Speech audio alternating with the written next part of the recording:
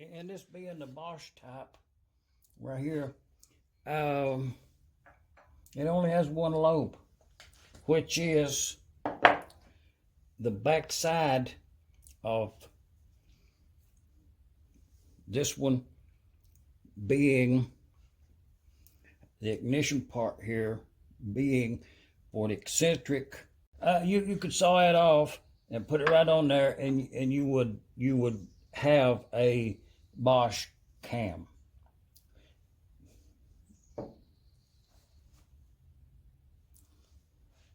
Engine equipped with an EK mag. This eccentric operates the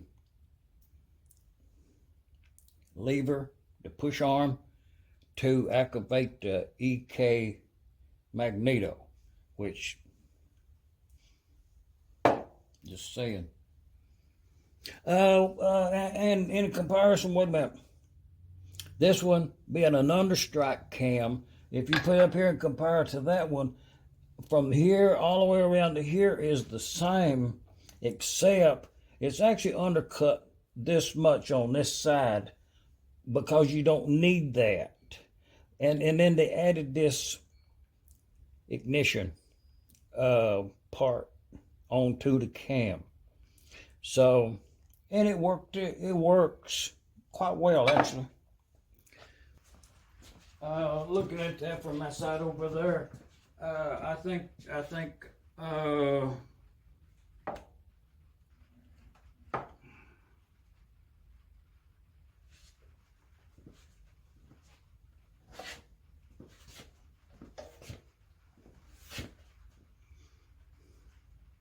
yes, I corrected the position of where the position of the keyway. The last engine, the keyway was opposite of the, and you could use it as a guide up here.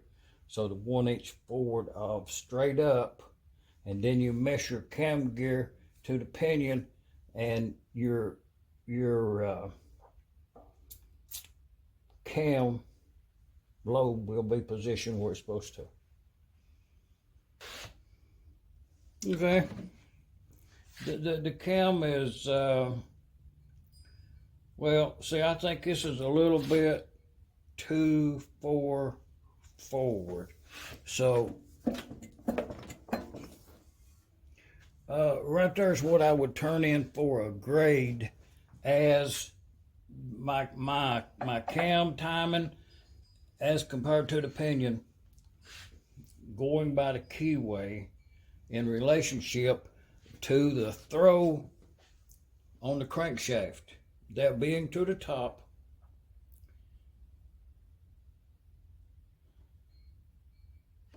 and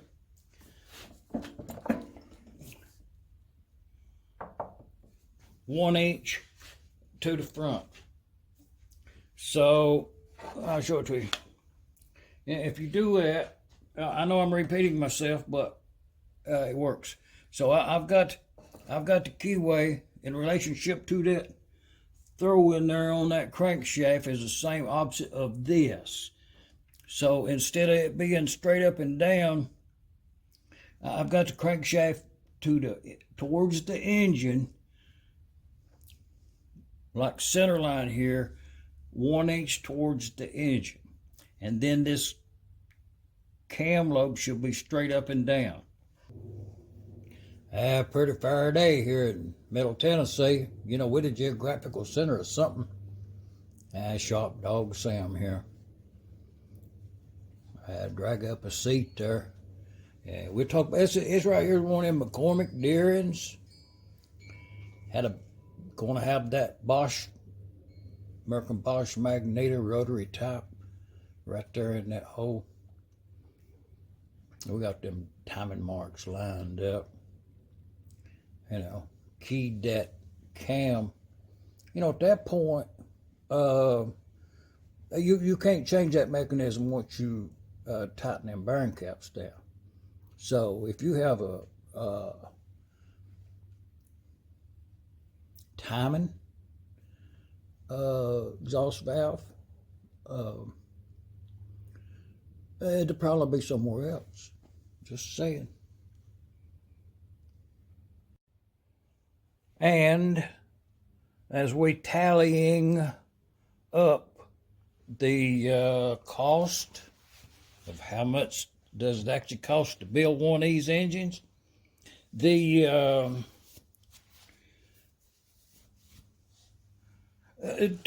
the point of how good the parts are, you know, and it's that question: is a welded part good enough?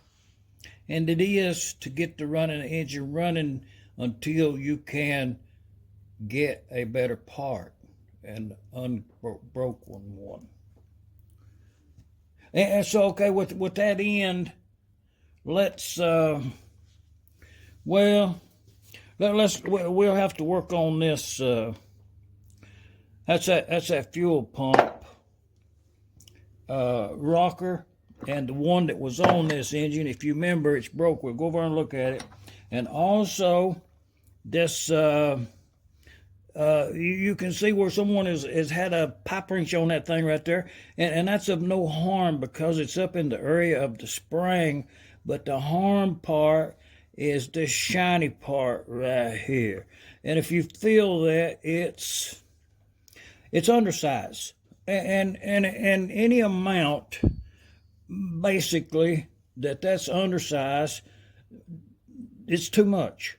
So I'll have to replace this plunger for this fuel pump,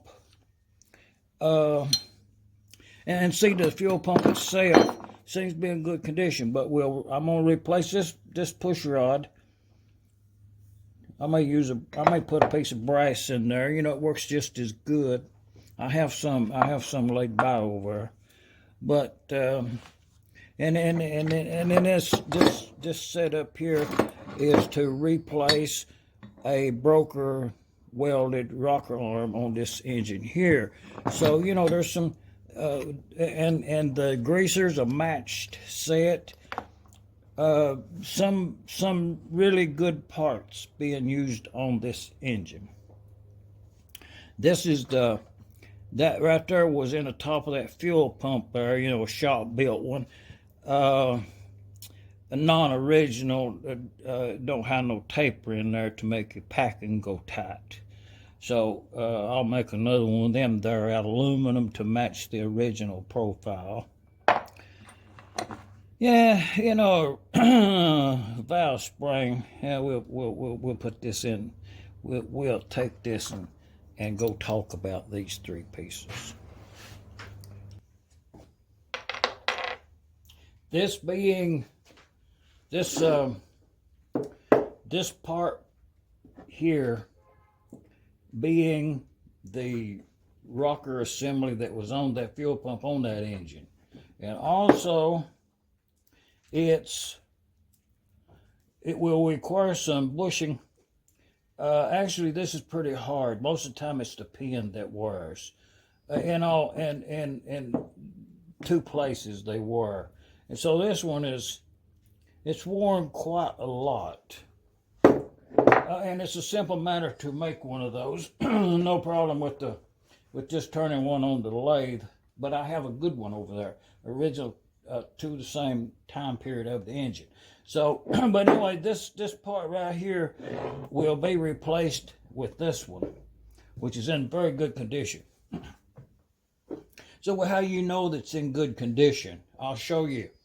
When you're looking at these rocker assemblies, you look at the bottom of this flat thing right here. The flatter that is, the better it is. And this one right here, it could be a new old stock. It's that good. It's straight across. And I'll remove the paint right there, primer, before I assemble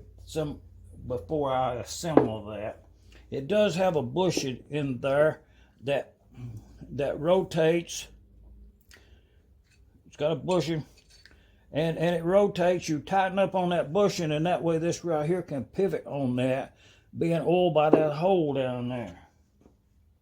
So I have another one that's broken.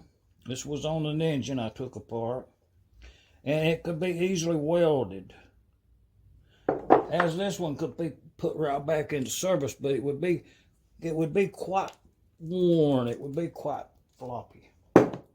It can be improved with this one.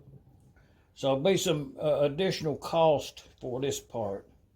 And to take this one apart, it's in equally good shape, except it's broken, and it's very, very tight. The pin and all is good. So I'll take this one apart and use